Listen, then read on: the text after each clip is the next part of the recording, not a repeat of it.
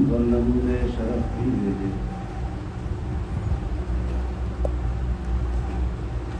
آج آغاز ہے ایام رضا کا، پہلی محرم ہے، اور شریعت کے اعتبار سے آپ ہنسیے، مسکرائیے،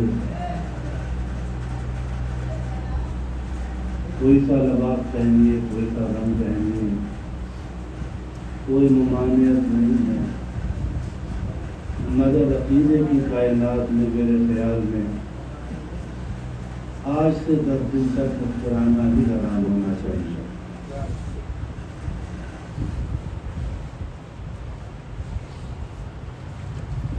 یہ مجلسیں جو ہجری سال کا پہلا دن ہے وہ ہمارا مجلس سے شروع ہوتا ہے۔ ہجری سال کا آخری دن بھی مجلس کا ہی تمام ہوتا ہے۔ گویا ہمارا سال غم سے شروع ہوتا ہے، غم پر تمام ہوتا ہے۔ ایک مولانا صاحب کہہ رہے تھے کہ آپ لوگ نئے سال کی مبارکباد نہیں دیتے، مبارکباد ہو تو برا مانتے ہو۔ کتنی منحوس قوم ہے معاذ اللہ،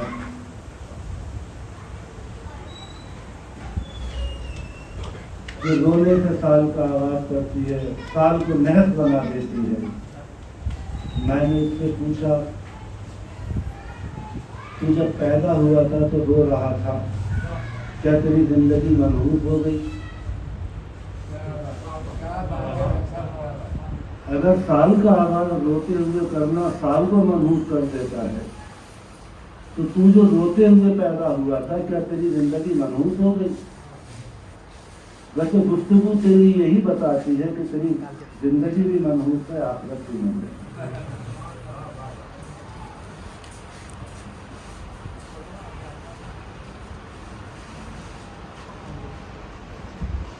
یاد ہے نا، دیکھا ہے نا بچے کی پیدائش پر، بچہ روتا ہوا پیدا ہوتا ہے، اور اگر کہیں بچہ سانس روک لے، نہ روئے تو اوپر والے رونا شروع کر دیتے ہیں۔ سب سے پہلے ماں کلیجہ پھاڑ کے روتی، میرا بچہ کیوں نہیں رویا؟ اسے رلایا جاتا ہے، اور رلایا کیسے جاتا ہے؟ ایسے نہیں، ہاتھ پہ لے کے گھونسے مار کر رلایا جاتا۔ بس یاد رکھنا، جو روتے نہیں انہیں رلایا جاتا ہے، تو رونے والے بچتے ہیں، جو نہیں روتے وہ زندہ نہیں ہوتے۔ میں نے کہا تھا چلتی پھرتی لاشیں، یہ وہ چلتی پھرتی لاشیں ہیں، یہ وہ پتھر دل ہیں جو رونے کو نحوست سمجھتے ہیں، جبکہ رونا زندگی کی علامت ہے۔ جو نہیں روتا اسے رلایا جاتا ہے، جو یہاں نہ روئے گا اسے قبر میں رلایا جائے گا، فرشتے رلائیں گے۔ یہ مجلسیں بھلے ہی لوگوں کے لیے دل آزاری یا الجھن کا سبب ہوں، مگر ہم جانتے ہیں ہماری زندگی ہے،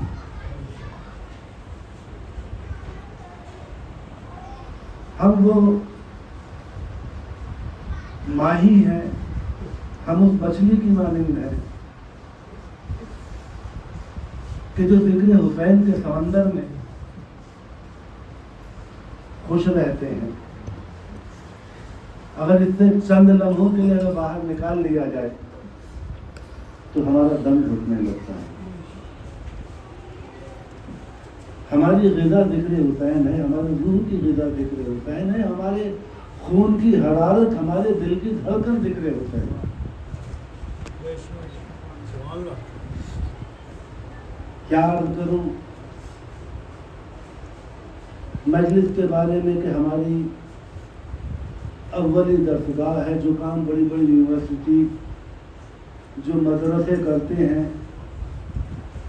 اور پھر بھی نہ کر پائے، آدھے ادھورے تیار کر کے سماج کو دے دیے، نہ ادھر کے نہ ادھر کے.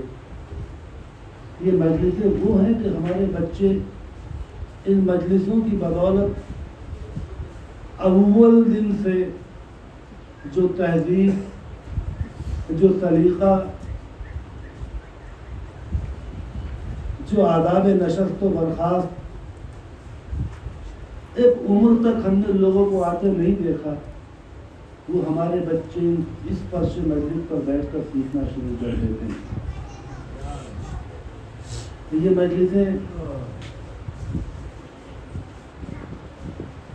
ہمارے بچوں کی ذہنی تربیت کا ذریعہ ہے.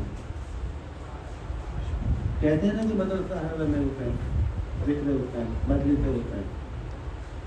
تو ہمارے بچوں کی شعور کی تربیت اس فرش اعلیٰ پر ہوتی ہے جہاں یہ سکھایا جاتا ہے توحید کیا ہے، رسالت کیا ہے، جہاں ہمیں احکام فقہ سکھائے جاتے ہیں، نماز کیا ہے، روزہ کیا ہے، خمس کیا ہے، زکوٰۃ کیا ہے، حج کیا ہے. اسی فرش اعلیٰ سے سیکھتے ہیں ہمارے بچے. کسی مدرسے میں پڑھنے نہیں جاتے، اور مدرسے میں جاتے ہیں تو مدرسے کے لیے فخر بن کر لوٹتے ہیں، اس لیے کہ اتنا کچھ اس فرش مجلس سے سیکھ چکے ہیں.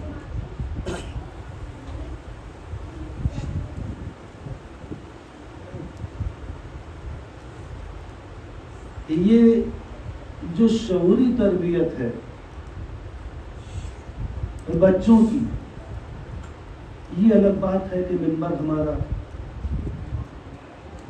تھوڑا سارا محتاط نہ رہے، تھوڑا سارا اپنا فرض ادا نہ کرے، ورنہ یہ ممبر ہے ہی اس لیے کہ بچوں کو حق اور ناحق کی تمیز سکھاتا ہے. یہ بچہ بتاتا ہے کہ یزید اور حسین میں فرق کیا ہے، یہ ممبر بتلاتا ہے. کیا فرق ہے؟ لوگ یزیدیوں کو ڈھونڈتے پھرتے ہیں، ہم نے سنا کہ انہوں نے قتل کیا تھا، انہوں یہی ماتم کرتے ہیں. کوئی کہہ رہا کہ نہیں صاحب فلاں یزیدی ہے، ہمارے والے کہہ رہے ہیں کہ وہ یزیدی ہیں. ہم یزیدیوں کو ڈھونڈتے پھر رہے ہیں.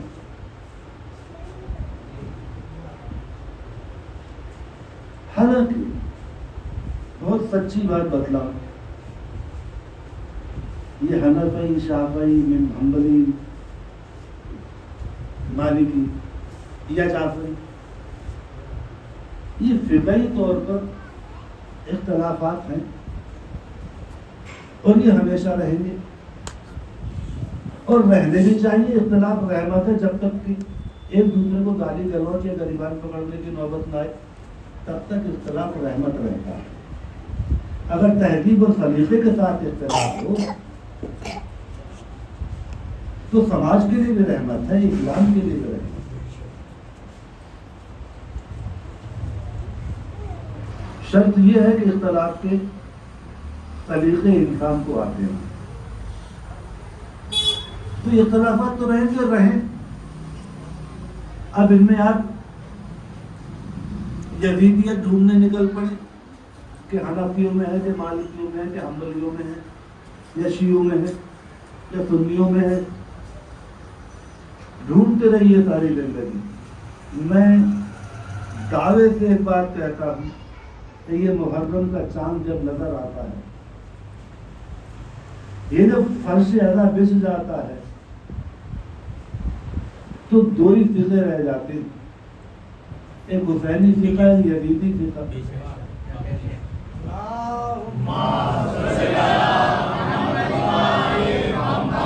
اس فرش اعلیٰ پر آ کر جعفری، حنفی، حنبلی، مالکی، شافعی نہیں رہتے.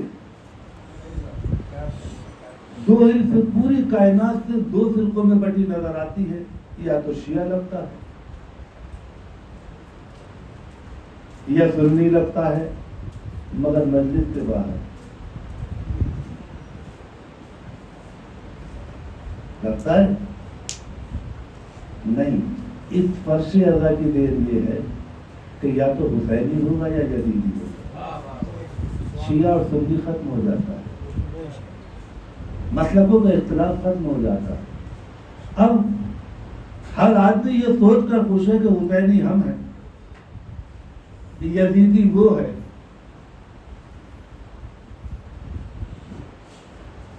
تو بالکل اگر بار خاطر نہ ہو, میرے بچے غور سے سن لیں جملہ کہنے جا رہا ہوں. یزیدی اور حسینی کی تلاش اپنے اندر کرو, چونکہ عین ممکن ہے کوئی یہ نہ کہے کہ میں حسینی ہوں وہ یزیدی ہے. عین ممکن ہے کہ تمہاری صفوں کے اندر بھی کوئی یزیدی بیٹھا ہے. عین ممکن ہے کہ ادھر کوئی حسینی بیٹھا ہو. کیسے؟ ایسے. آج کی مجلس میری یہی ہونی ہے, چاہے سناٹے میں سننا, چاہے رات کو بیٹھ کر سوچنا.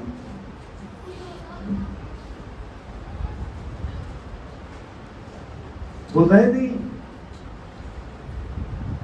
ہماری صفوں میں ہم بڑے خوش بیٹھے ہیں کہ ہم سب حسینی ہیں, لیکن رات کو منبر بستر پر لیٹ کر غور کرنا, اگر کسی کا جائز حق دبا لیا ہے تو ہم حسینی نہیں ہو سکتے.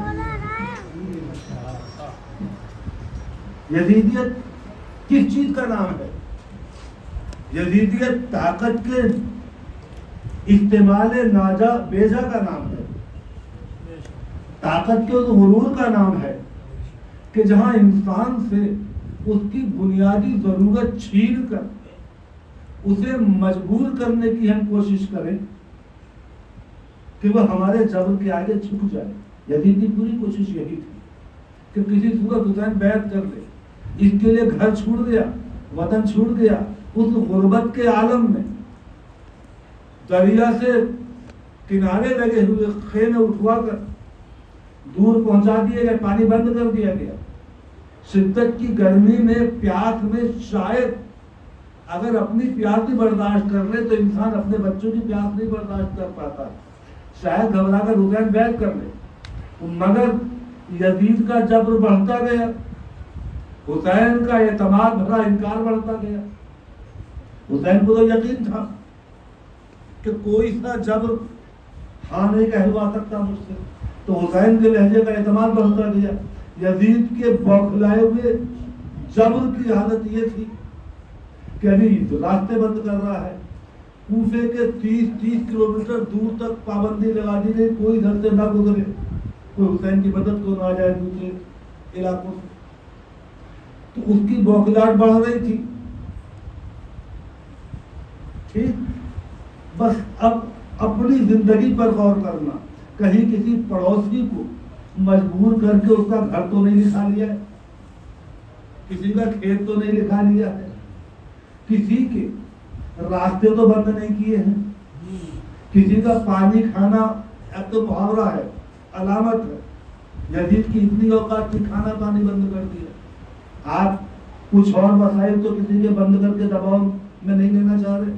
اگر لینا چاہ رہے ہیں تو یقین کرو ہم حسینی نہیں ہیں. یزید ہماری صفوں میں بیٹھا ہے. یہ محرم کی پہلی تاریخ, آج تاریخ کل بھی باتیں کر کے نکل جاؤں گا, کل سے آپ کی مرضی کی مرضی کروں گا.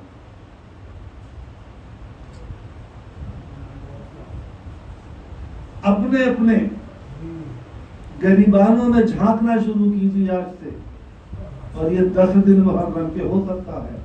ہم یہ دعویٰ نہیں کرتے کہ ہم سب حسینی ہیں, میں تو نہیں کرتا نہ میری اوقات کہ میں دعویٰ کر کے کہہ سکوں میں حسینی ہوں, مگر کوشش کرتا ہوں کہ حسینی نظر آؤں. تو خالی نظر آنے کی بھی کوشش کرو گے تو ہو سکتا ہے کہ ہم میں سے چند لوگ ایسے نکل جائیں کہ جنہیں پورا شہر کہے کہ حسینی ہے. حسینی کہنے سے نہیں ہوتا, حسینی منوا لینے سے ہوتا ہے. تمہارا کردار منوا لے کہ ہاں تم حسینی ہو. بس رحمت آپ کی تمام. آج ایام رضا کی پہلی مجلس ہے. حسین کہیں کربلا کے راستے میں ہے.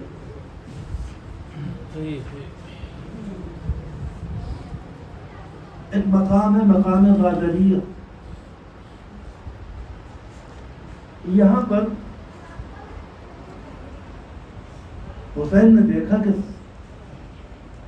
جس راہ سے گزرتے جا رہے تھے اس راہ سے کچھ بدو قبیلے, انہوں نے سنا نواز رسول جا رہا ہے.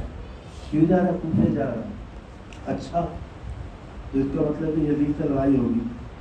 کوفے والے تو فوراً حسین کو قبضہ دے دیں گے. چلو حکومتوں کے ساتھ چلے, کچھ نہ کچھ کوئی نہ کوئی ہوگا. ہمارے لیے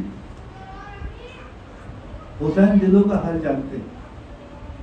حسین جانتے ہیں کہ راستے میں جو قافلے اکٹھے ہوتے جا رہے ہیں, یہ حسین کو امام ماننے والے نہیں ہیں, طاقت کے زور پر خلیفہ بنانے کے لیے نکلے ہیں. اور حسین کو طاقت والا خلیفہ نہیں بننا تھا. حسین تو امام تھا. امام دلوں میں ہوتا ہے. اس لیے حسین نے آج غادریہ پر ٹھہر کر پہلی تقریر کی تمام لوگوں کو جمع کر دیا اور یہ کہا ایھا الناس, اگر تمہارا خیال یہ ہے کہ میں کسی حکومت کے لیے پوچھنے جا رہا ہوں تو اس خیال خام کو دلوں سے نکال دو. بخدا میں موت اور یقینی موت کی طرف بڑھ رہا ہوں. اسی وقت جو لوگوں نے اٹھنا شروع کیا تو حسین کا علاقہ خالی.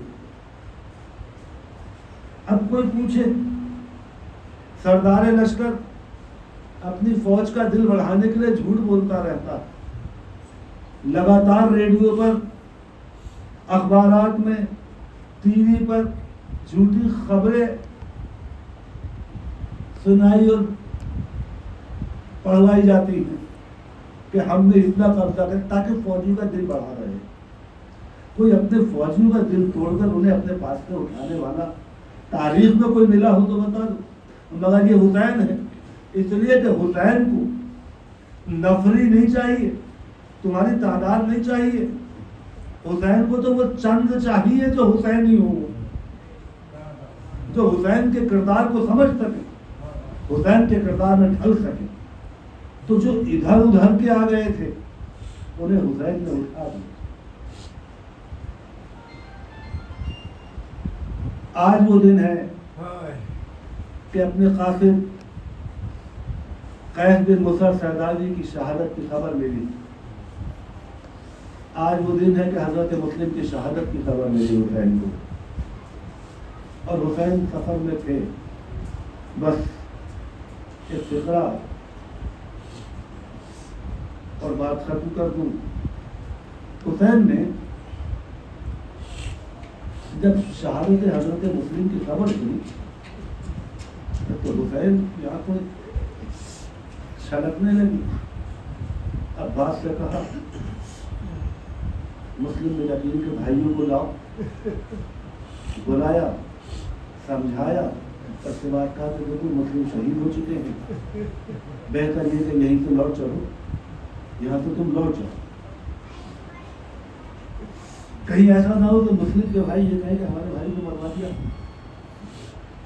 بس بھائیوں نے کھڑے ہو کر قبلے کی طرف کو ہاتھ اٹھا کر کہا, خدا کی قسم مولا حسین, یہ جان آپ کے لیے, ہم آپ کو چھوڑ کر نہیں جائیں گے.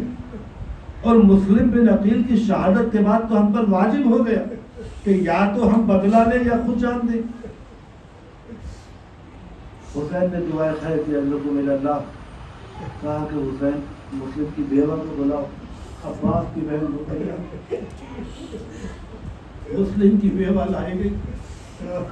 مسلم کی بچی, بس بچی کو دیکھا حسین نے گود میں اٹھا لیا اور گود میں اٹھا کر پیار کیا, سر پہ ہاتھ پھیرا. اور اس کے بعد حضرت زینب سے کہا, بہن سامان سفر میں ایک چھوٹا صندوق جو میں نے آپ کو دیا تھا وہ لے کر آئی, جو میں نے رکھے میں دیا تھا. ہمارے سفر میں تو صندوق لایا گیا. اس میں سے حسین نے 2 بالیاں نکالی، ان میں جو پھر تھے وہ دونوں بالیاں بچی کے کان میں پہنا دی، بس بچی کے کان میں پہنانی تھی بالیاں۔ بچی نے حسین کا چہرہ دیکھا، بنو ہاشم کی بچی تھی، کوئی ہیرا غیرہ نہیں تھی، اتنی سمجھدار تھی، پلٹ کر کہا امو ایسا لگتا ہے کہ میں یتیم ہو گئی۔ عربوں کا قاعدہ تھا کہ یتیم بچے کے کان میں دور پہنا دیے جاتے تھے۔ حسین نے عقیل کی بچی کے کان میں دور پہنا، بچی سمجھ گئی میں یتیم ہو گئی۔ ہائے حسین کی بچی کہ جو یتیم ہوئی تو کانوں سے دور کھینچ لیے گئے۔